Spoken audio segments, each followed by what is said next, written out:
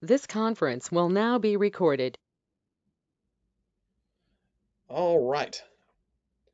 Tonight is the first class of our Basics of Biblical Greek refresher course. So we will start at the most fundamental thing, which is the alphabet.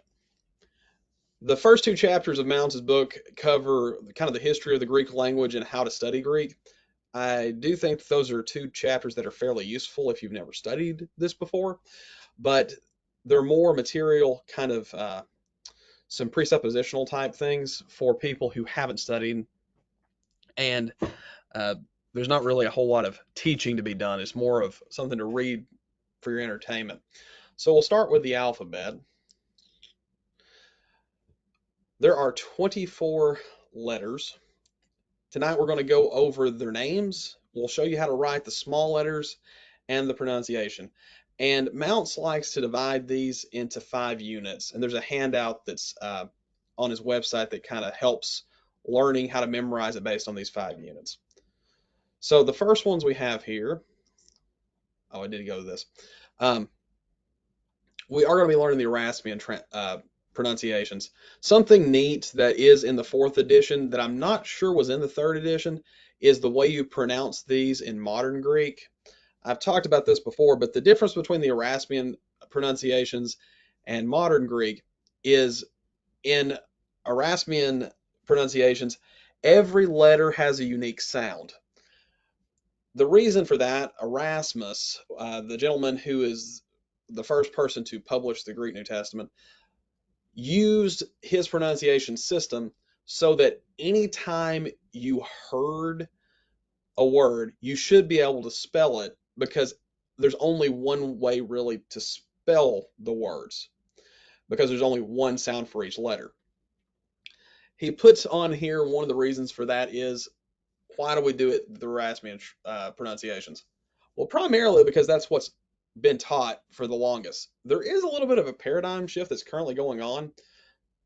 If you ever look at or hear anybody reading the Koine Greek with a modern Greek dialect, you can tell pretty clearly that it's very likely that that's actually the true way to pronounce these. Um, the Greek language has kind of a weird history where there was a long time where it wasn't spoken very much, and it was thought that the modern pronunciations had very little in common with the Attic Greek, which is kind of like Homer and those sort of things, and then Koine Greek, which is what we'll be learning. That's since come under a little bit more of a criticism because recently there's been discoveries of little pieces of paper, like grocery lists type items that were kind of discarded. And what people noticed were misspellings. And the misspellings were phonetic. And based upon that and working backward, it appears that the modern Greek pronunciations are a lot closer to what the ancient peoples actually spoke than what we currently think of um, with most Greek studies. That's a long way to say the reason why we learn the Erasmian uh, pronunciations is because that's basically what's been taught in every single preaching school, seminary for about the last 400 years or so. All right. So here we have the first little section that he talks about, and these are the first 5 letters: alpha, beta, gamma, delta, and epsilon. So the way you pronounce an alpha is like the A in father. It's not exactly the same as our regular short A, like an apple. It's more of a, I don't know, a smoothed out type of A. Beta is pronounced virtually identically to the B in English. So beta sounds like the B in Bible. Gamma sounds like the G in English, as in gone. Delta sounds like the D in English. And the epsilon sounds like the short E sound, like in met.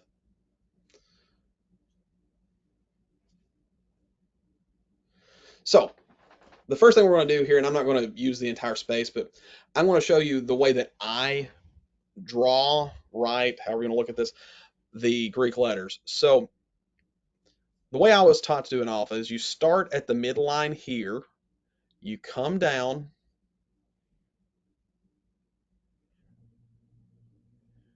back up, down, and around. Kind of like drawing a fish, but all in one stroke.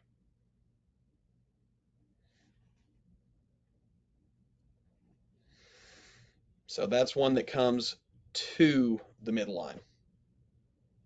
And this should come all the way to the base. Next we have beta. I've seen beta written a few different ways. The way that I was taught is you start below the bottom line, you come up, down and around again, and then come back, almost like a cursive B. Uh, One thing to point out is this really isn't supposed to touch. So the one in the picture here has almost like a loop to it, kind of one of these numbers. But the two things that are kind of important is it shouldn't it shouldn't touch here, and the stem should start below the baseline. Next is the gamma. So it's similar to a Y with a loop at the bottom. So you start kind of halfway between this dotted line, maybe a little bit higher, and the bottom line. So you go up to the midline, down, loop back, and go back to the midline. I exaggerated the loop just a little bit so you could see it, but something like that.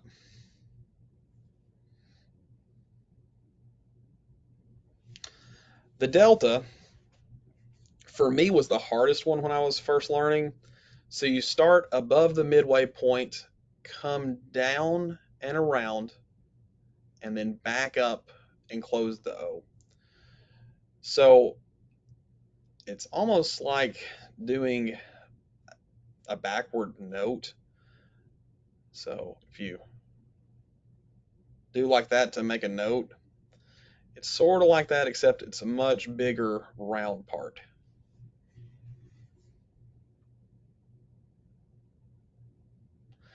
The other way to do this one is to go backward, as you start here at the midline, go up, and then put kind of a curl on the end of it. I can never, with the way that my handwriting is, I can never get the top part to look right when I go backward.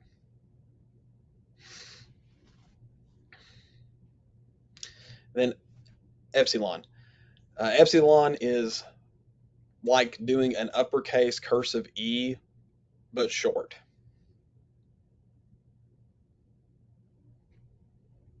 Backward 3.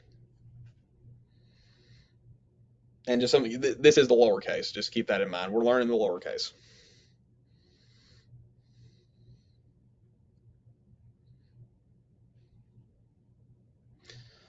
So this is for practice. I'm going to send out this. I've got it in Keynote, but I think I can send it to all of you in PowerPoint. So it should be something where if you wanted to print off the slides and practice on this paper, you should be able to do it. All right, the next three, the ones that rhyme: zeta, eta, and theta. So zeta is similar to the English Z sound.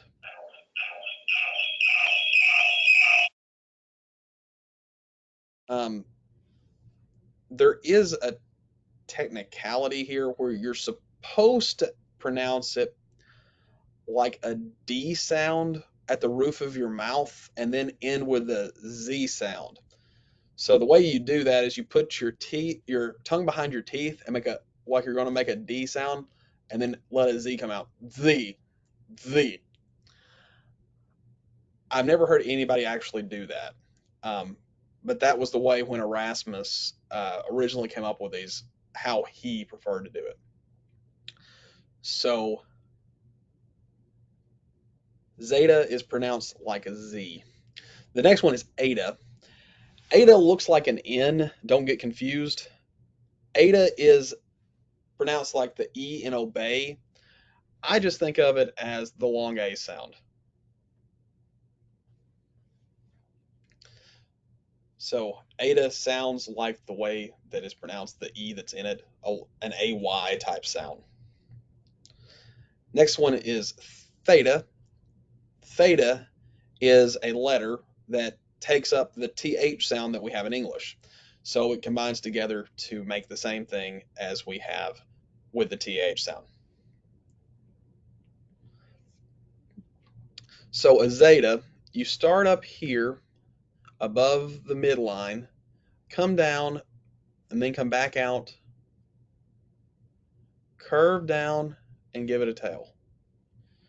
So up, around, down, and back. So someone pointed out to me, you can, if you want to slow that down, you can make it a curve, a C, and then a tail. So you start off with a curve, add your C, and then a tail. That's zeta. Next we have eta. Eta starts just below the midline, comes down to the base, goes back up to the midline, and then below. And I don't always come down with that first part. Um, Most people who are writing it fast, it almost ends up looking like a weird W, but this one's probably bad.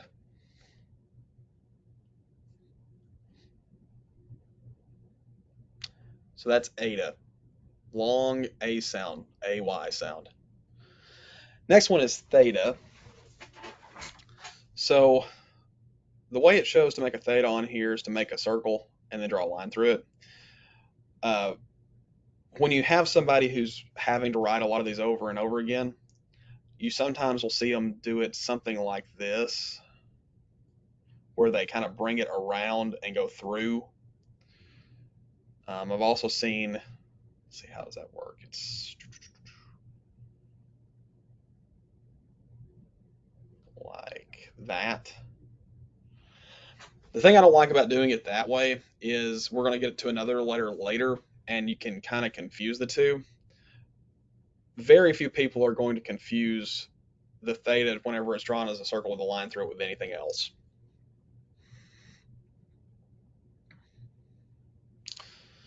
So now we have the first two groups. We've got alpha, beta, gamma, delta, and epsilon. The second group is zeta, eta, and theta. So it helps if you memorize these chunks together. Next we have iota, kappa, and lambda. So iota is pronounced like the I in intrigue. So he points out here it kind of has two different ways to pronounce it. You've got our traditional short I sound, and then you also have sort of a long E sound. It can be either one of those. Next, we have kappa. Kappa is very similar to the English K sound, as in kitchen. And then lambda is very similar to the English L sound. So as far as sounds for this particular section, nothing really surprising. I, K, and L. So iota, you start just a little bit before the line and go up, then down, and then a little tail. Now, something that confuses people is many times we'll see this. That's a breathing mark, or maybe this. That's a breathing mark. It is not a dot like an I. So an iota by itself doesn't necessarily have to have a dot on top of it.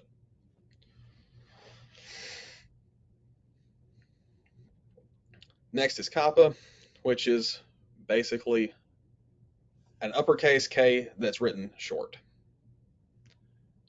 You can add that little thing here for embellishment.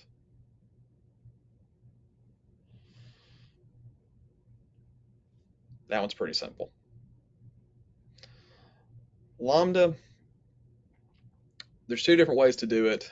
I start at the top and make this sort of sine wave and then a kickstand. You can also do the kickstand first and then come down like that. Either one of those are acceptable. All right.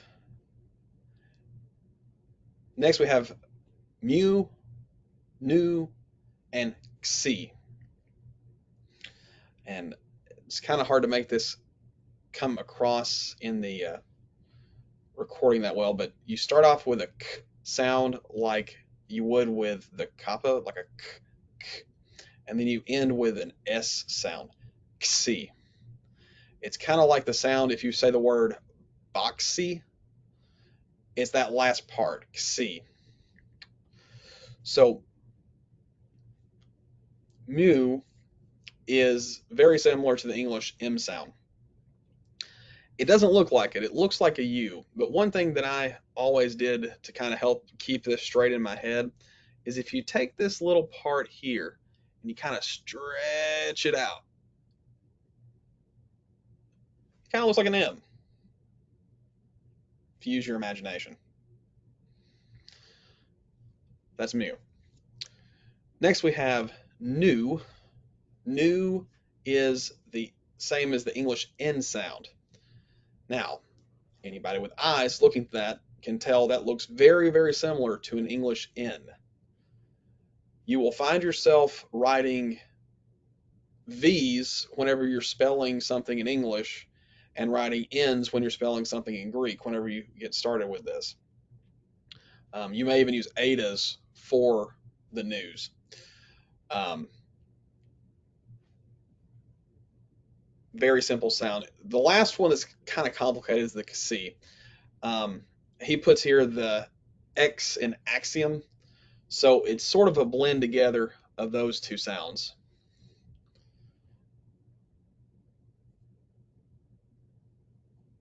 So for mu, you start below the line, come up, come back down, and around.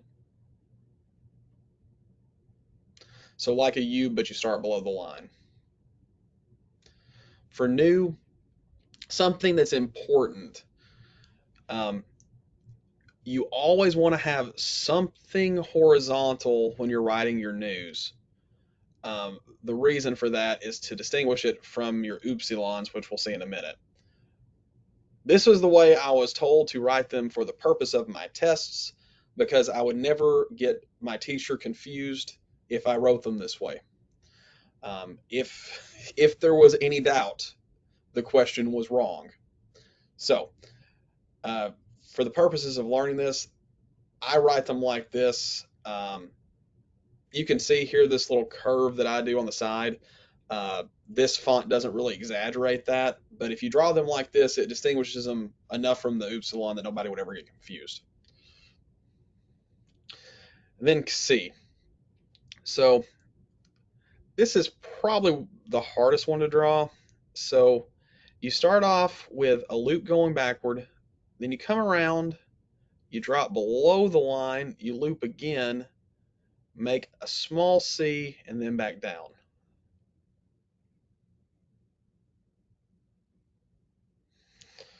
So two loops. It's kind of like the zeta with an extra loop in it. So now we've learned the third section. So we have alpha, beta, gamma, delta, epsilon, zeta, eta, theta, iota, kappa, lambda, mu, nu, xi.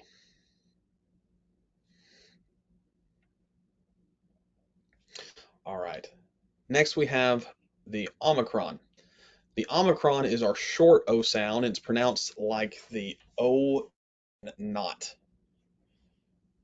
It looks like a regular O. The next one we have is P. So in Greek, this has always been pronounced as P, like in math, pi. But in Greek, it's P because it helps us remember that it sounds like the English P sound. The last one is rho, and rho is a little bit confusing whenever you look at it in text because it looks like a P. It's also confusing that they're right next to one another in the alphabet. Rho is pronounced just like the English part.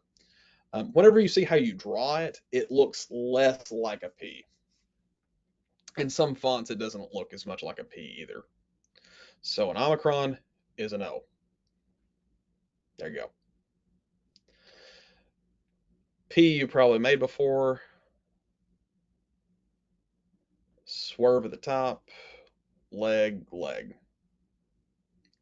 So the rho is the one I want to take a little bit more time with. So you can either start at the top or the end. I start at the baseline, come around, and then back down.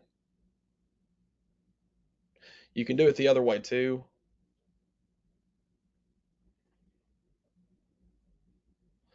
The reason I write them the way I do is because for me, it's the closest to cursive, and that helps me write faster. So that's rho. Next, we have sigma. Sigma is the one letter that has two forms. Um, there's a regular sigma and a final form. So sigma is pronounced like the S in study. Ta kind of looks like a miniature T. It's pronounced like the T in talk. And then upsilon is the U sound, and it's very, very similar to the German U. It's pretty similar to the English U too, but it's almost always long. There's a few cases where it starts a word and it sounds less long, but typically it sounds like our long U sound.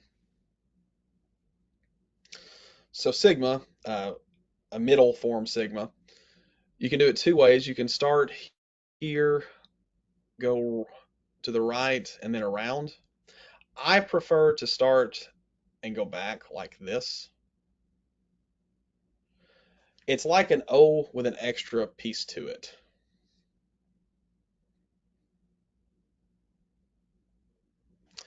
Final sigma is basically a little c with a tail. The reason it's called the final sigma is you'll only see it at the ends of words.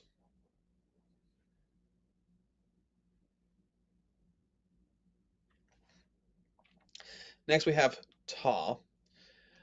Ta is kind of like if you were to make a little t, except instead of putting the cross at the middle, you put it at the top. So something like that. Some people say it looks kind of like a backward J. I think that would work too.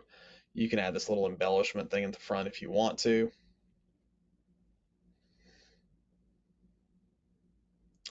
So that's ta, the same as the English T sound.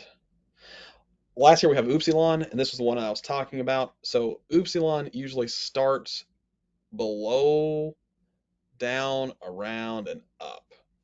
So to distinguish it from the new, if you use this hard line to the right with the new, people will not confuse it with the upsilon. The upsilon also is a little bit more rounded at the bottom, where the new has a sharp edge.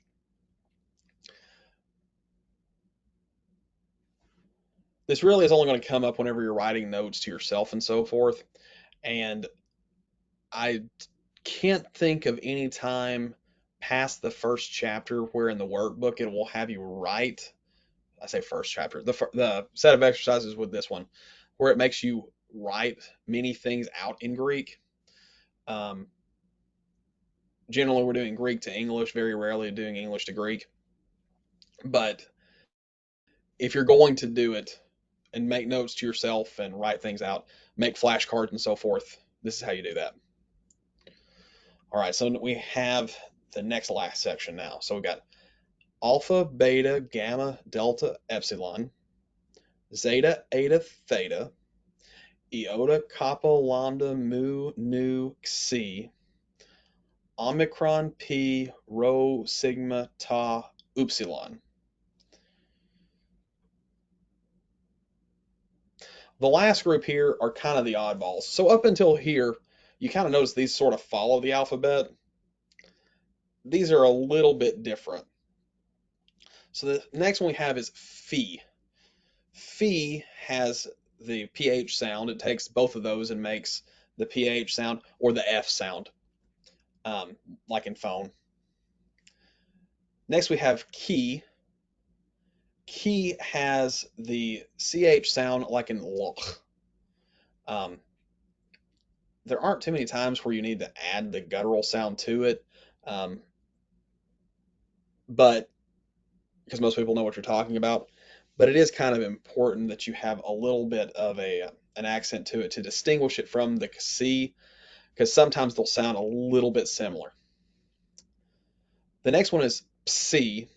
So the way you say the psi is you start off like you're saying a P sound and then an S sound with an I at the end comes out. Psi. It's the PS sound like in lips. And then omega, it's the last letter. Omega is the long O sound, as in tone. So he puts here the two ways that you can write a phi. So you can either do a circle and a line through it. If you're writing a whole lot and if you're making notes mainly to yourself, usually what I will do is this one, which is just around and down.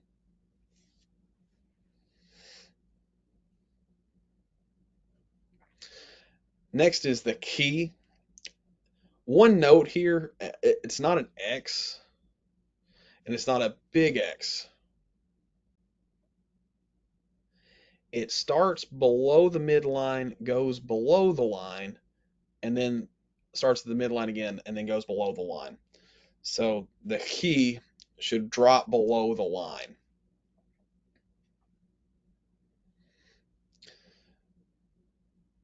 C kind of looks like if you were to make a wide U and draw a line through it.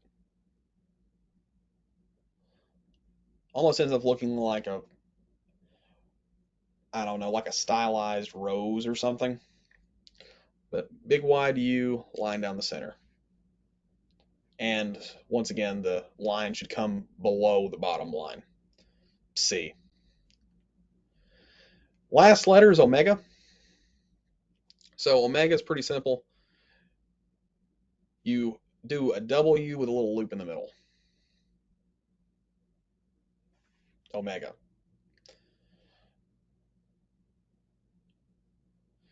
So now we have the whole alphabet, all 24. So first group is a group of 5, alpha, beta, gamma, delta, epsilon. Next is a group of 3, zeta, eta, theta. After that, we have a group of 6, iota, kappa, lambda, mu, nu, xi. Then we have another group of 6, omicron, pi, rho, sigma, tau, upsilon. And then we have a group of 4. So phi, chi, psi, omega. Total of 24. 8 plus 6 is 14, plus 6 is 20, plus 4 is 24.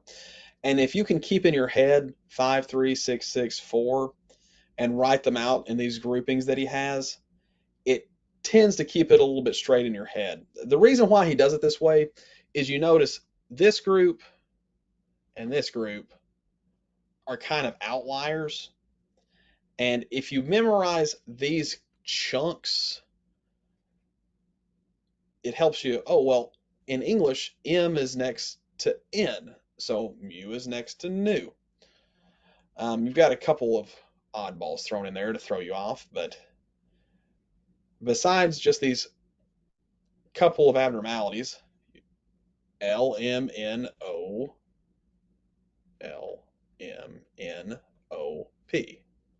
We don't have a Q, R, S, T, U.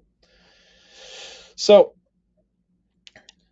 overall, um, my best word of advice is to memorize these. There's a couple of fun songs to help you learn the Greek alphabet. I had better luck just sitting down and writing them over and over again.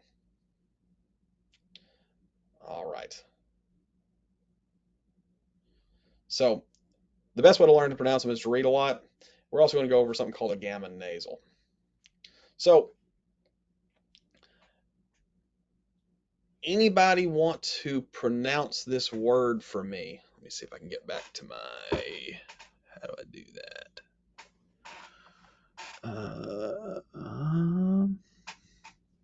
Just got to do this.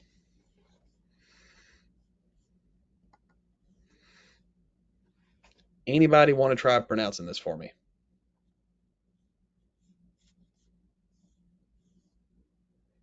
Angelos.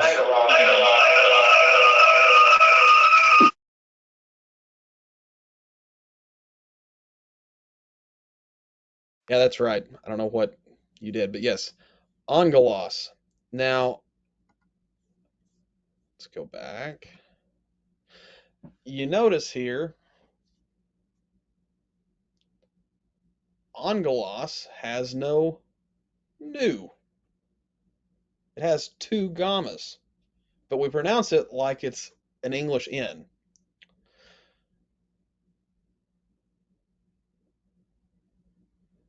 All right. I don't know if this is stated later, but a gamma, gamma,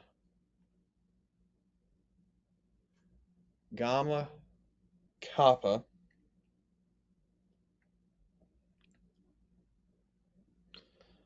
are pronounced like an N with the first gamma. All right. Here he points out the seven vowels. You may have picked up on this, but alpha, epsilon, eta, iota, omicron, upsilon, and omega are the vowels. So we have similar to the English A sound, similar to the English short E sound, similar to the English long A sound, similar to the English short and long I sound, similar to the English short O sound, similar to the English long U sound, and similar to the English long O sound. A diphthong is a word where there's two vowels together and the two sounds together make a new sound. We have these in English. So we don't say ba-a-ak. It's book because these two letters have a different sound when they're together. We don't say asl, we say isle because these two letters have a different sound when they're together. So our diphthongs are alpha iota, which is pronounced like the AI sound in isle. Our word there is iro. Anybody remember what iro means? Pick up. Yes. I lift up, I pick up. Um,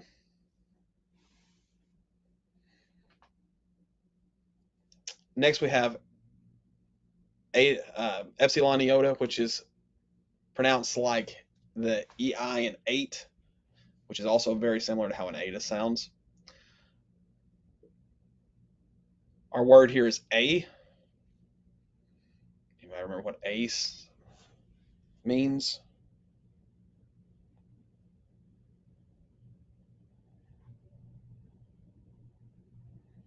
You mean how it's written can mean if. Yes. As if, something along those lines. I think for as much, I think was one that I ran across one time. All right. Next one is Omicron iota. It's pronounced like the OI in oil. The word there is oikia. Actually, I didn't notice. None of these have a. Anyway, oikia. Anybody remember that one? House. House. Yep. Next one is alpha upsilon, and it's pronounced like the AU in sauerkraut. So, word that comes up a lot. Autos. Anyone in Woodbury remember this one?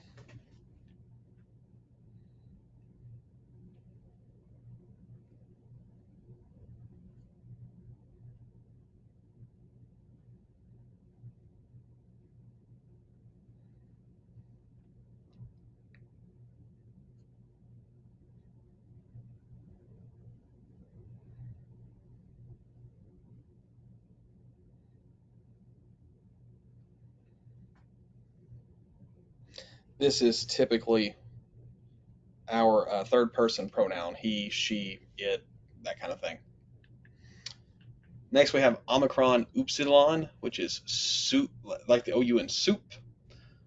Upsilon iota, which is like the UI sound in sweet. Word there is huios. I remember that one.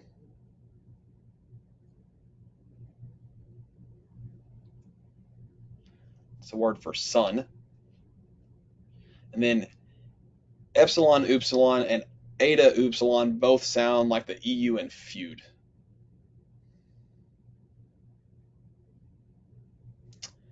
Um, a couple things to note here. An improper diphthong is whenever the iota subscripts. We see this whenever we're going to cover forms next week. Um, this will be something that comes up. One of the rules that we're going to get to with nouns is if an iota can subscript, it does. It's not pronounced, it's just written down there. It's more of something, a visual cue than anything. The last thing here is the diaeresis. This does not come very often, but if you see these two dots, that is a hint to you that even though this could be a diphthong, it's pronounced the way that it would be if it was not. So this is Haes-ias. Anybody have a guess of what that what word means?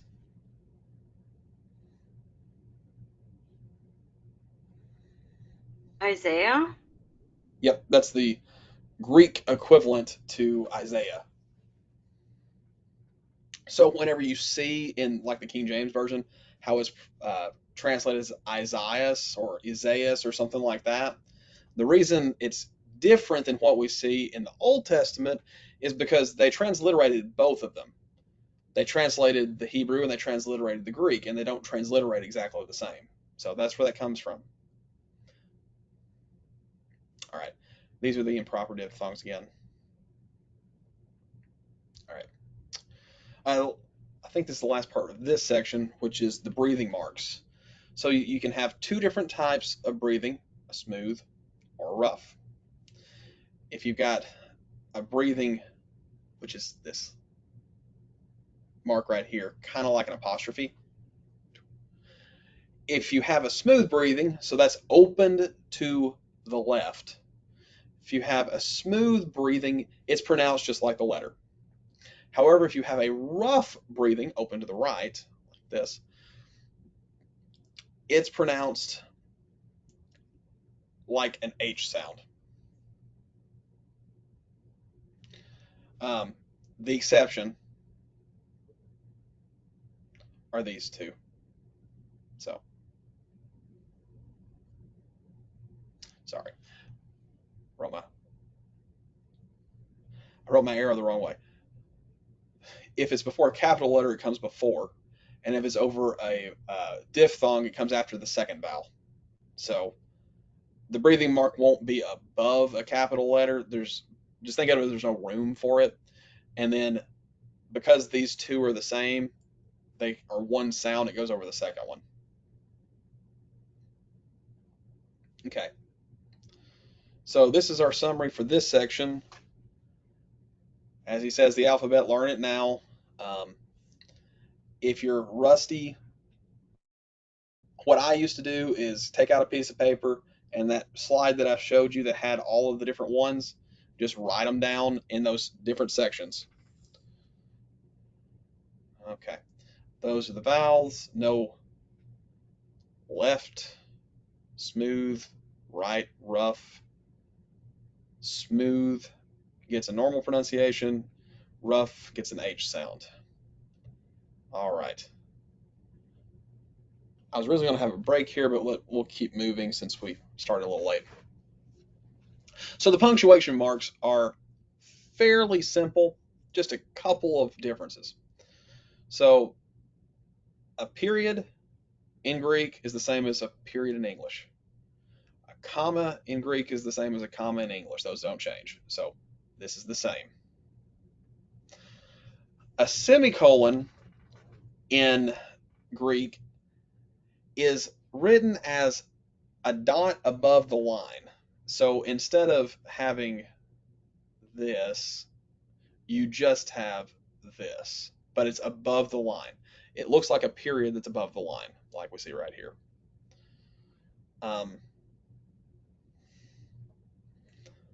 I don't know about you, but in my writing, I very rarely used semicolons.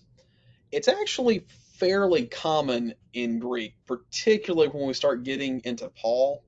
So if you remember some of the things like, I want to say it's the first chapter of Ephesians, I believe is 3 sentences. And it's really this big, long, what we would think of as a run on sentence. But Paul divides it up into clauses, and it's actually fairly eloquent the way that he did it. And this is one of the tools he uses to do that.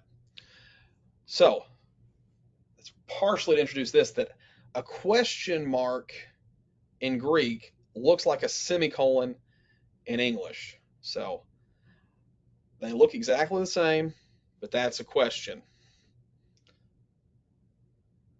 Okay. So, oh, there we go.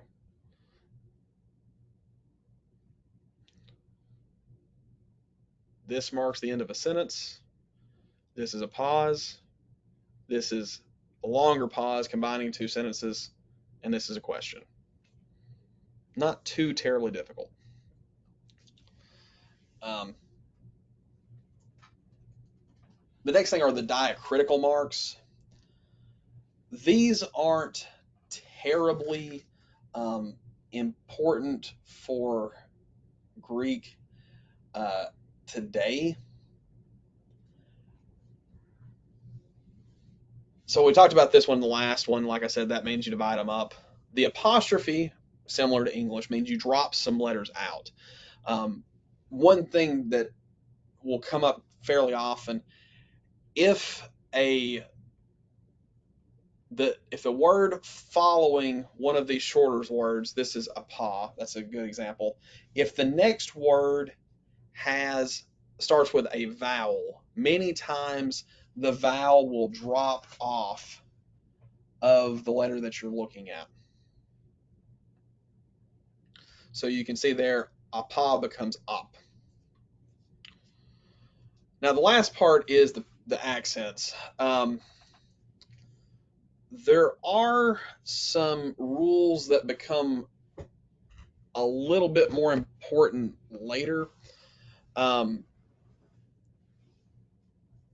and there's an extensive thing that I can teach people if they want. I've got a handout on this of exactly how the accents came to be the way they are.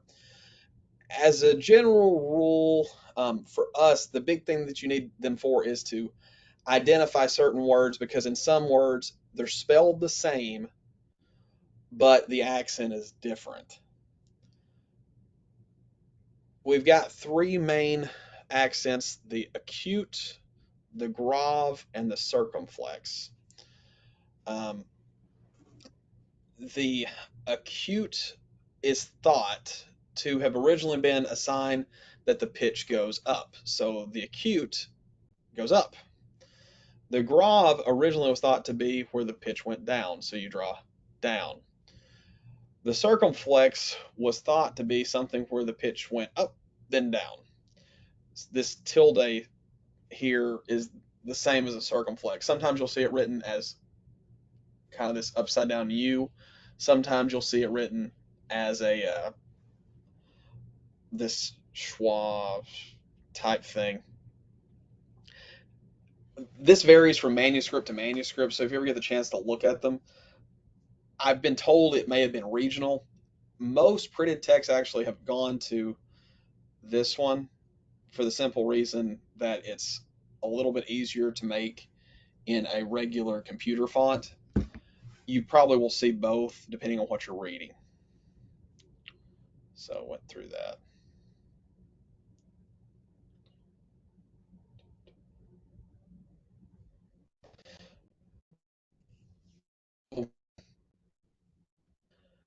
Syllabification, kind of different way of it.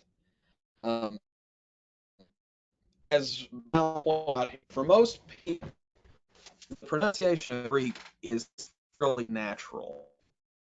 If you're not a native English speaker, sometimes it is hard to get these. Um, as far as everyone in our class is an English speaker, is there anyone who's not that I?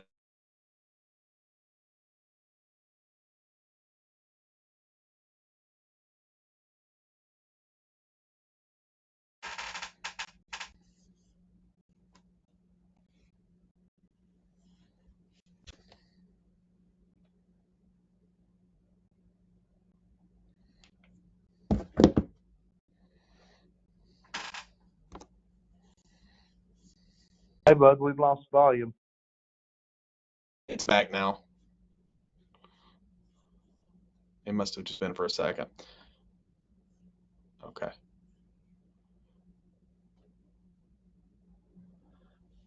Um, what I was getting to was the syllabification, which I was explaining is pretty simple for people who are native English speakers.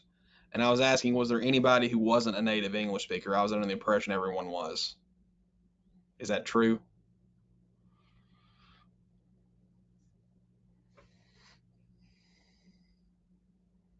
Okay. I ask now because I have a lot of patients who are native Polish speakers.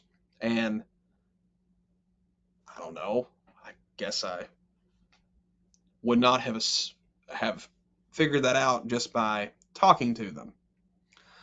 But it is something that's pretty easy for English because Greek follows many English rules. So there's a few rules. And the first one is there is one vowel or vowel sound as in a diphthong per syllable.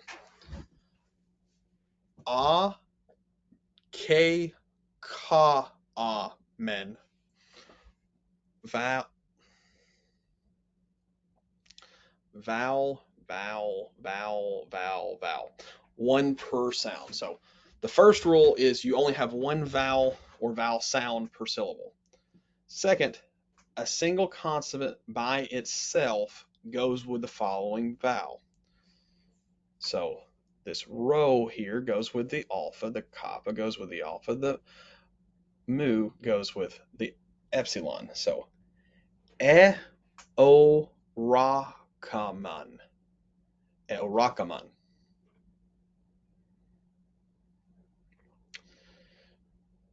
Two consecutive vowels that do not form a diphthong are divided. So there's a division here because these do not form a diphthong. Remember, upsilon and iota are the only ones that form diphthongs. So, e, the, a, sa, metha. E, the, a, sa, metha. Etha, samatha.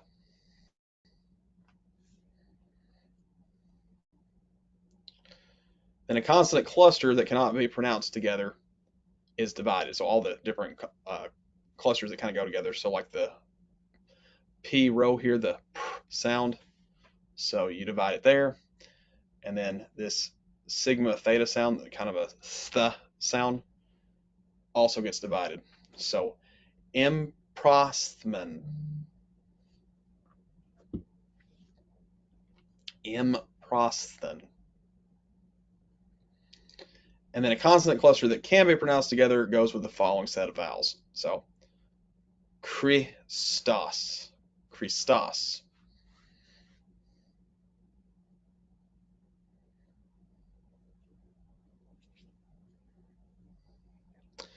Double consonants are divided. So the double row is divided. Parasia. Parasia. Parasia.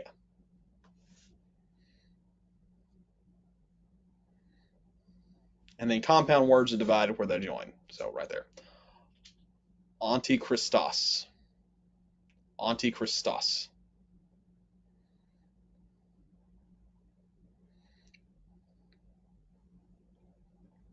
So something you can do is get on his website, and he will read, I think it's most of John chapter 1, so you can hear the pronunciations. It's on his website. All right, so this is the vocabulary. This is vocabulary you probably should know. In this book, we're going to learn about 80% of the vocabulary that appears in the Greek New Testament. And you can learn that by learning a little bit over 300 words. So most of the words appear more than 50 times, and those are the ones that we're going to focus on. Here's some tools. Like I said, I'll try to convert it to PowerPoint so people without Macs can see it too.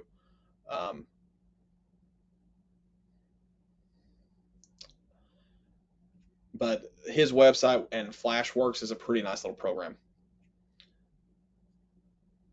So the glosses will give you a rough definition. Those are the ones that are in the back of the book. It covers, I believe, all of the ones that are in the book, in the glossary, and I think anything that appears in one of the exercises also appears in the glossary. All right, so we'll go through these. I'm not going to spend too long, but these are on page...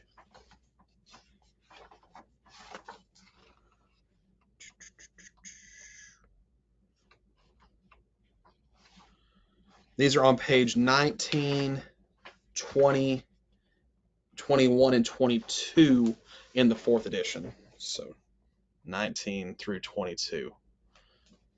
Because I'm not gonna write out the meaning for all of them, but the first one here is angelos. Angelos means angel or messenger. Amen.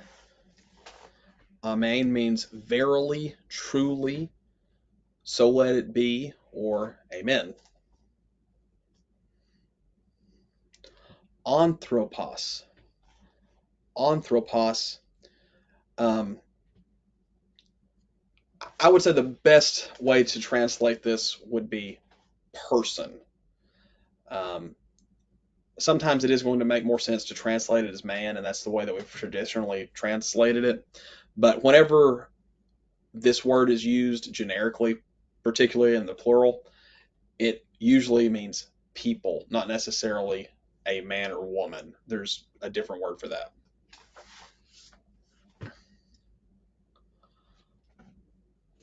Apostolos.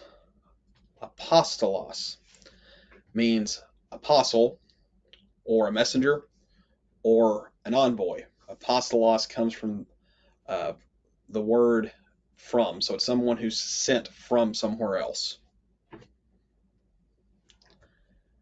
Galilee. Galilee is Galilee. Graphe. Graphe is something that's written. It can also mean scripture.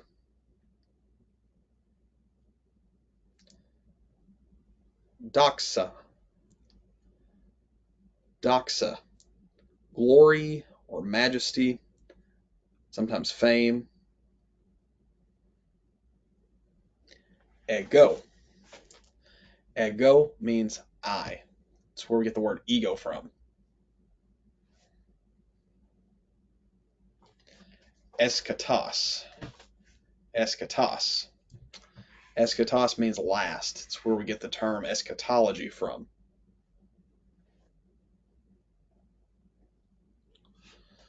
Zoe. Zoe means life. Theos. Theos means God with a big G, or can also be referring to any deity.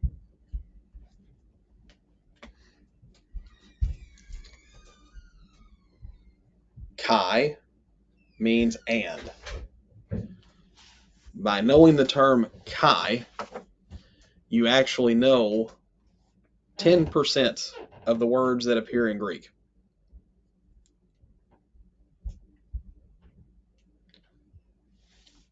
Most commonly appearing word in Greek if you don't count the article.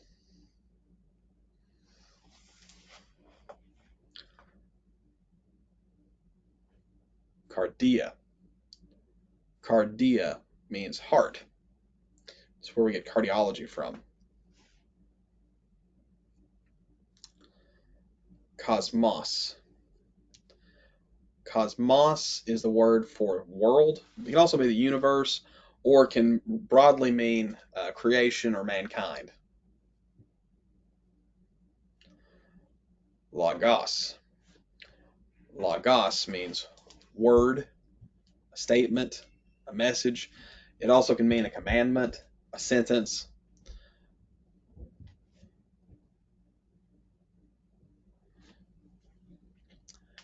You're going to hear people pronounce this one different depending on who you're talking to. Traditionally, in Erasmian in pronunciation with the Erasmian, you're supposed to pronounce every single letter. So it would be pneuma. Some people drop the P sound and just say pneuma, which is closer to how we treat it in English. Whichever you choose, I have heard just as many say it both ways. So I have 3 teachers, and I've had one other teacher who used a lot of Greek in his class. 2 said it one way, the other 2 said it a different way.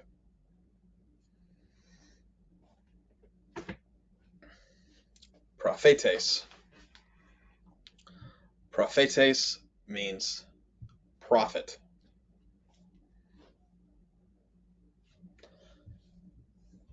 Sabbaton. Sabbaton means Sabbath. It can also mean week. Phone. Phone is a sound, or a noise, or sometimes a voice. It's where we get everything with phone in it, like a telephone. Christos. Christos means Christ. He also has some proper names on here. So Abraham is Abraham. Dawid is David. Paulos is Paul. Petros is Peter. Pilatos is Pilate. Simon is Simon. With that, you have the first 26 words of the Greek New Testament that we're learning, and you've learned 11% of everything that appears. So the last chapter here is pretty quick. It's just a brief section discussing English nouns. So Mounts talked about this before, and some of you may have remembered me saying this. A lot of people have trouble with Greek because they're not very good at English. We'll start off by just going over the way nouns work in English, and next week we'll get into the different forms and how they work in Greek. So just a few things. Inflection is whenever a form changes, which can change its function. So she is my daughter. She is the subject of the sentence. I love her. And the second sentence is the direct object. We don't say her is my daughter or I love she. The form changes based upon what it's doing.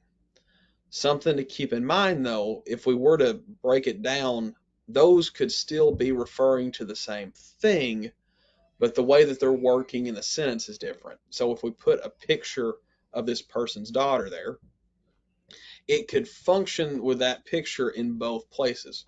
Or if we put my daughter, Lavender is my daughter, I love Lavender, the sentence works both ways, but we change it whenever the function changes, particularly the pronouns. In Greek, everything changes like that, not just the pronouns. He and she are my children. So you've got to think a little bit abstractly with this one, but he and she are the same word in the sense that they both function the same way. They just change based upon the gender of who we're talking about. They are both what we would call third person personal pronouns. This man stayed and those men left. So in the second sentence, by changing one letter, it changes the number. So man, singular, men, plural. In Greek, everything is highly inflected. Um, and the inflection has to do with its case. Words perform different functions based upon their cases. And as it puts here, that's a very big simplification. So we have kind of three cases in English. You have the subject, that's what's doing the action of the verb. Kirsten went to college. It identifies, usually it's to identify is usually the first noun or pronoun in a sentence. And it's saying who or what's doing the action of the verb. A second case in English is a possessive. We normally form this by adding apostrophe s. However, something you may not have ever thought about, if we say the reputation of the teacher or the teacher's reputation, it means the same thing. So if we say the Son of God or God's Son, those actually mean the same thing. I can't recall any translation that translates Jesus as saying God apostrophe s Son. It usually says the Son of God. However, in English, in Greek, both of those meanings are equally valid. His books are easy to understand. Pronouns can also be possessive. The third thing we have here is functioning as a direct object or just an objective in general. The pastor helped him. So him receives the action. Who received the help? Who was helped? Him. And as it puts here, in English, these generally follow the verb. And it says what or whom receives the action. Inflection can also change singular and plural. Typically, in English, we added s or an es, but some things change their spelling significantly. Child and children, or man and men, as we saw earlier. if the word existed, childs with an S would mean the same as children. We just change it differently. That's going to come up a little bit later when we start talking a little bit about declensions. Okay. In general, um, Greek follows natural gender. So a man is going to be masculine, woman is going to be feminine. In English, rock is going to be something that's going to be neuter. That's not always true in Greek. You may have heard there's an argument to be made about Jesus' statement to Peter whenever he gives the confession that Jesus is the Christ, the Son of the living God. And he says, upon this rock, and use a feminine term, which means something larger, bolder, um, to describe what he's going to build upon. So that comes up not infrequently. It is kind of weird that you're going to come across certain words that have gender that you wouldn't really think about it. So, like Haima is the word for blood, and it's feminine. It's kind of an oddity. He gave it to her. Masculine, neuter, feminine. As I said before, there's this term that we're going to throw around a lot more whenever we get into next week's lesson of declensions. So declensions are patterns. That's how I want you to think about it. They're patterns. There's different types of patterns. So book becomes books by adding an S. That's one pattern. Man becomes men by changing the A to an E. That's another pattern. Child becomes children by adding REN. That's another pattern. Goose becomes geese by changing the O's to E's, but moose becomes mooses, not meese. That's because moose falls under this declension, while geese falls under a different declension in English. We don't think about them that way. We just think about them as exceptions. But if you look, there are some patterns that emerge. Just some simple reviews of definition. A noun is a word that represents something. An adjective modifies something, so it adds a description. The dark brown Bible, which one? The one that's dark and brown. A preposition shows a relationship between two things. So the Bible is under the table. Where's it at? Oh, it's the one that's under the table. They can be temporal, after playing basketball. You're going to have an object of a preposition, and that section, this part, is considered a prepositional phrase. So this phrase is its own clause. A subject is the part of the speech that is responsible for the nouns, and then the predicate is what's responsible for things describing the verb. So if you remember Shirley method, you draw your dividing line right there. The teacher plays too much basketball. We also have articles. So an article is something that is like a or the. In English, we have two. We have the definite article, which is the, and the indefinite, which is a. There is no indefinite article in Greek. If someone tries to argue with you the absence of the definite article implies the indefinite article, turn and walk away, because you're going to be arguing with the wall. All right.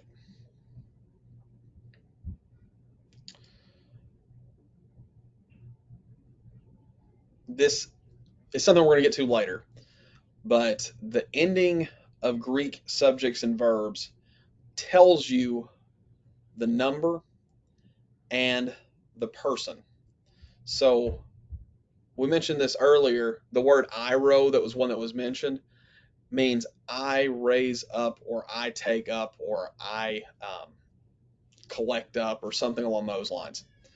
We knew it was I because it ends with an omega. The reason this is important, whenever we do the exercises, it sometimes is going to give you what the subject is. It's going to tell you, and you're going to have to know sometimes that even though the word isn't stated, the subject is either I or we or you or he or they, even though that word is not listed in the sentence somewhere. Typically, if those words are listed in the sentence, it's for emphasis. So grapho, graphes, graphe, graphomen. All right, and that's what he was getting at. You can have expressed and unexpressed subjects. The verb by itself can be a sentence. Su graphes, you write. Graphe means he writes, she writes, it writes. All of those are equally valid for that particular sentence, so you have to use context to guide you as to which one it's supposed to be. All right, in his summary, you probably should have paid attention in grade school, or I wouldn't have to be telling you all this. Inflection is a form change that changes its meaning and sometimes its function. In English, we have three main cases: the subject, the possessive, and the object. Things have to agree in number and gender. And declensions are ways of grouping words together. Next week, we're going to go over the declensions. The parts of speech are nouns, adjectives, prepositions, also know what a subject and a predicate is, and then the definite and the indefinite article. In Greek verbs, the ending of the verb can tell you both person and number. You can have a sentence that doesn't expressly state the subject, and understand that if you have something that ends in certain endings, it can mean multiple things like he, she, or it.